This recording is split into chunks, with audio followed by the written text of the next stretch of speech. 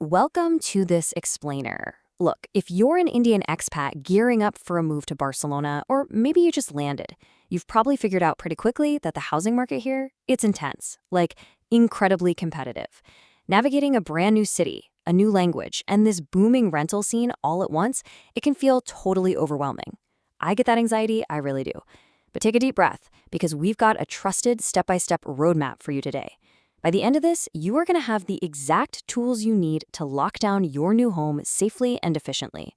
Let's just dive right into our 6-step agenda for today. We're covering why housing matters most, the marketing costs, where to search, Empadronamiento and contracts, avoiding scams, and finally, your step-by-step action plan.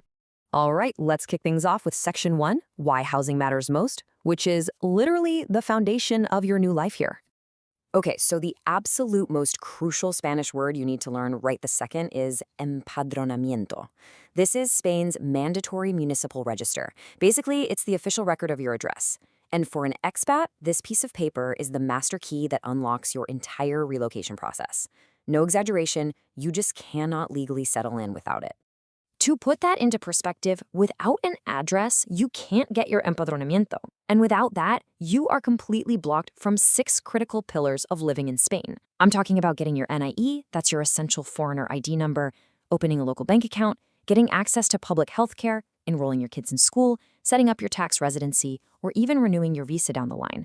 The whole shebang starts with finding a legitimate rental. Moving right along to Section 2, Market, Costs, and Neighborhoods, it's time to set some realistic expectations. Now, when you're crunching the numbers for your budget, you have got to look way beyond just the monthly rent. Whether you're hunting for a shared room on a tight budget, a private studio, a one-bedroom, or a bigger family apartment, the hidden setup costs can be a serious shock. We're talking about heavy deposits, which can easily be 2 or 3 months' rent right up front, plus getting your utilities set up, internet, and agency fees. If you're only budgeting for that first month's rent, you're definitely going to be caught off guard. So let's talk location. Depending on what's most important to you, like being in an international community, sticking to a budget, or finding a great spot for your family, these specific neighborhoods offer some very distinct pros and cons for Indian expats. Example is super central and premium, but yeah, it's pricey. Grazia, it's got this incredible, lively atmosphere. If you want something more modern, San Martí is fantastic. Poblenou is a huge hotspot for digital nomads right now. But if affordability is your main concern, you might want to look a bit further out toward Hospitalet. And for a spacious, really family-friendly vibe, Badalona is a solid choice. The trick is to pick the one that actually fits your daily lifestyle, not just the one with the cheapest price tag. Which brings us to Section 3, Where and How to Search, and arming yourself with the right tools. Look, not all rental platforms are created equal. Idealista is the absolute giant that everyone uses. It has a massive inventory, but let me tell you, the competition there is fierce. It's honestly best used when you are physically on the ground in Barcelona. On the flip side, specialized platforms like Spotahome, HousingAnywhere, or Badi, those might be much safer bets for newcomers trying to book remotely from India. They give you verified listings and remote booking options, which offers you incredible peace of mind before you even step foot on the plane. Now, when you actually find a place you like, you have to move incredibly fast.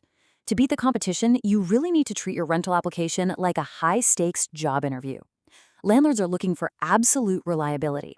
You need your valid passport and visa, your work contract or university admission letter, solid proof of income, like bank statements, and any guarantor documents ready to send at the drop of a hat. If you have to ask the landlord to hold on while you scramble to gather these, I promise you they'll just move on to the next applicant. Let's get into Section 4, Empadronamiento and Contracts Explained. Time to navigate that bureaucracy. It's absolutely vital to know exactly which of these 3 contract types you are signing. Why? Because Spanish bureaucracy is notoriously unforgiving. A standard long-term contract is going to offer you the highest legal protections, but temporary contracts, which are often used for corporate housing or midterm stays, have totally different rules. And room rental agreements, they operate under an entirely different set of regulations when it comes to deposits and agency fees. Knowing what you're actually signing drastically changes your legal protections and your exposure to hidden costs down the road. And keep in mind, that contract is your golden ticket to your empadronamiento. Just follow these 3 straightforward steps to make sure you legally register your address, even if you're just renting a room. Step 1, obtain your valid lease, or if you're sharing, get an official authorization from the landlord. Step 2, Gather your passport, your NIE, and that proof of address. And step 3, head down and present those documents at the local municipal office. Sure, it's an administrative hurdle, but it's a highly manageable one as long as you've got your paperwork perfectly organized. All right, moving to Section 5, avoiding scams and mistakes to protect your investment. I want you to ask yourself this golden question every single time you're scrolling through a housing portal.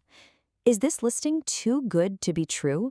Seriously, if you spot a gorgeous, fully furnished luxury apartment right in the center of example for a total bargain, it is almost always a trap. No way around it. You need to memorize these warning signs right now. Scammers will very often demand a deposit payment before you have even seen the property. They use stolen listing photos, they pose as fake landlords claiming they're, out of the country, and they will dodge signing any formal contracts. But the biggest red flag? Watch out for highly suspicious WhatsApp-only communication where they completely refuse to speak on the phone or meet in person. Spotting these red flags is absolutely crucial so you don't lose your hard-earned savings. Now, beyond the outright scams, we also really want to help you avoid unforced errors. By learning from the common mistakes that other Indian expats have made, you get this incredible insider advantage. Don't wait until you arrive to start learning the market. Don't just pick a location solely based on rent price while totally ignoring your commute or neighborhood safety. Never ignore the fine print in your contract terms, and always budget for those hefty upfront deposits we talked about earlier. And finally, before you hand over a single euro, verify that the property actually allows you to register your Empadronamiento. Some illegal sublets won't let you do it, and that will completely derail your entire residency process. Finally, we arrive at Section 6, your step-by-step action plan. Let's bring this all together and break down exactly what your priorities should be at each phase of your move, really just to prevent burnout and those annoying administrative delays. So before leaving India, gather your document stack and run those remote searches on verified platforms. First week in Barcelona, aggressively do your viewings while staying somewhere temporary. Within your first month, sign that contract and secure your Empadronamiento. And then, only after your housing is secured, you can smoothly move on to opening your bank account and getting registered for healthcare. Focus on the exact phase you're in, and whatever you do, don't skip steps.